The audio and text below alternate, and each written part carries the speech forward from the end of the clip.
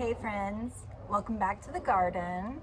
It's Lynn. I'm here in my Austin, Texas garden. We are zone 9A.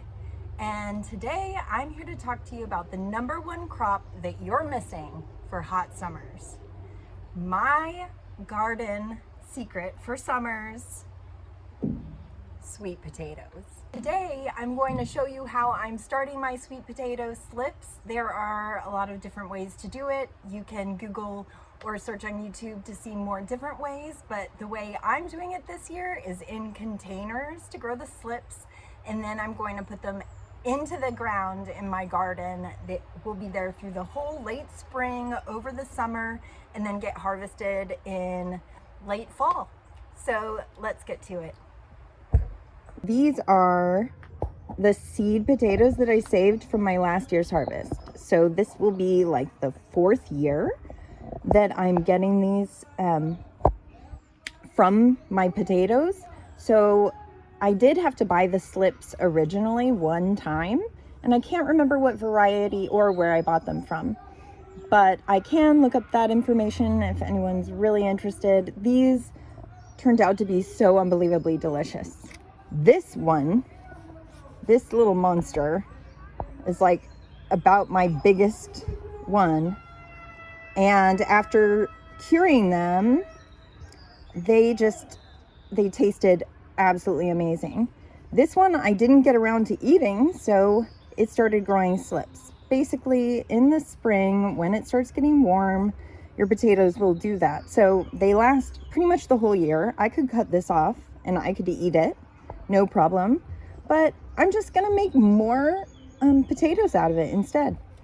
So these other ones are small potatoes that I chose to not eat because I was like, these will be better as just seed potatoes for next year. So you can see they're already growing sprouts. These are gonna be the new plants coming off of it.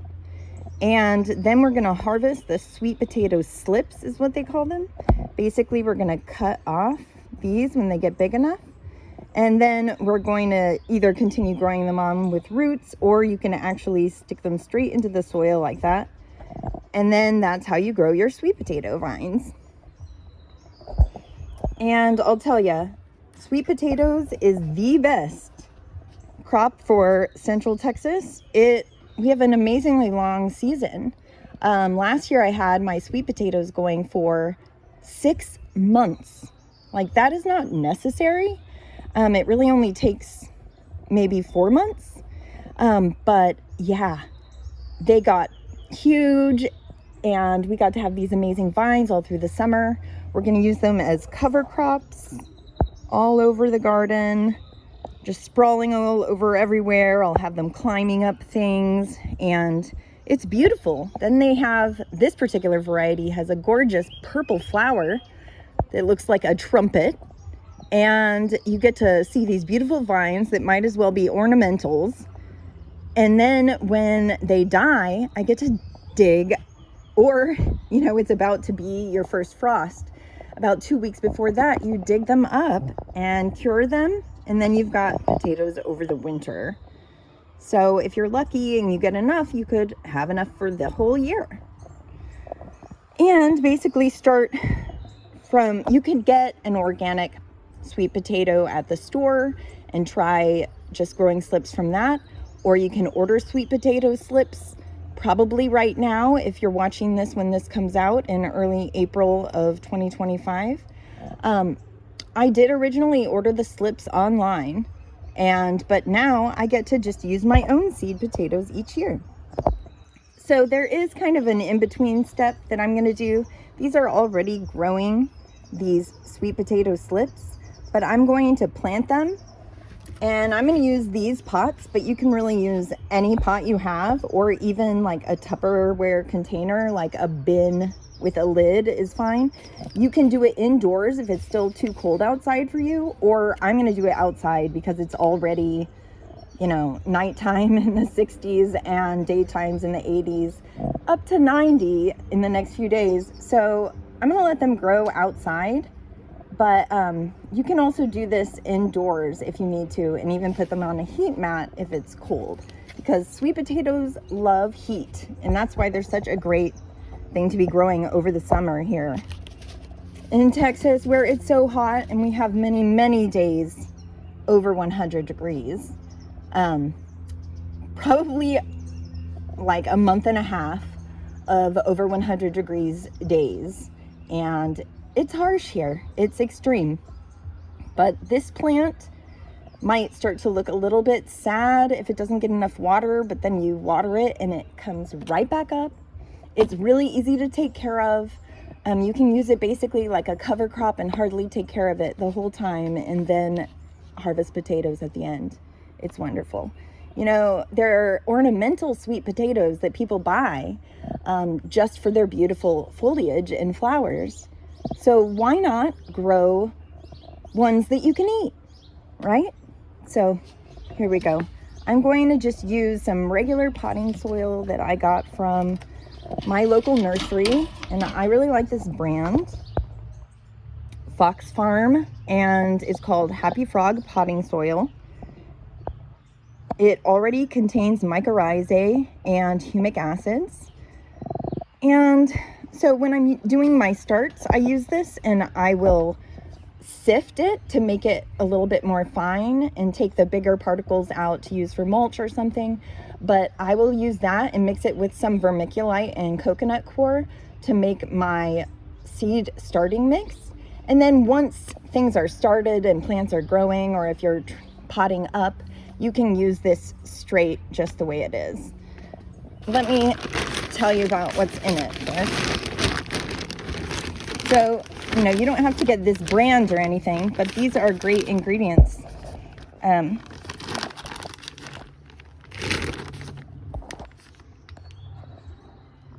I don't know if you can see this, but basically it's amended with soil microbes, and the soil microbes are going to help improve root efficiency and encourage nutrient uptake. So they don't sterilize their soil. A lot of soils you're going to get are going to have no life in them. Maybe some organic matter, but you know, not the microbes. And those are the ones that actually help the plant uptake the nutrients that exist. So there's so many different mycorrhizae that they have. I'm not going to even try to name all of those, but those are, we're going to be inoculating this bacteria and fungi. Okay, and they are in Humboldt County, California. And anyway, they sell this. Okay, wow. They even have bat guano and earthworm castings in the mix. So you really don't have to add anything to it. You're going to have all the nutrients you want. So let's get going. I'm just going to put this into my pots.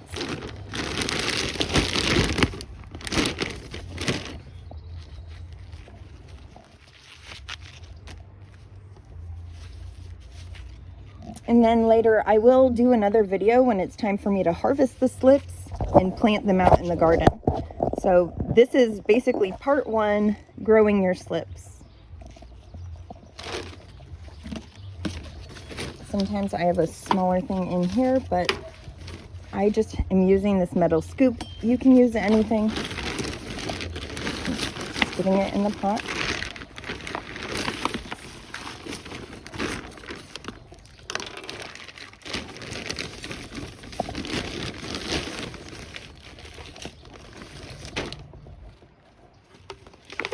And I'll take this potato. So I'm going to take one glove off because I can never focus my camera otherwise. So the direction, if they're already growing, you see these little pink things coming out? These are the slips. They're already growing. They're growing kind of up in one direction. And you want to place your potato like that with those parts facing up. And I'm going to put the potato just like halfway in. You can even put it all the way in, but just like that. And then I'm going to water it and let it sit outside with its friends and grow a bunch of vines. Then I'll show you later how to harvest them and plant them out. And it'll be a long time before we get our harvest, probably October or so, and it's worth it. It's a really great long-term crop, and I hope you try it in your Texas garden, or if you live anywhere in the world where you have a really hot summer, try it. It's amazing. All right, talk to you in the next one.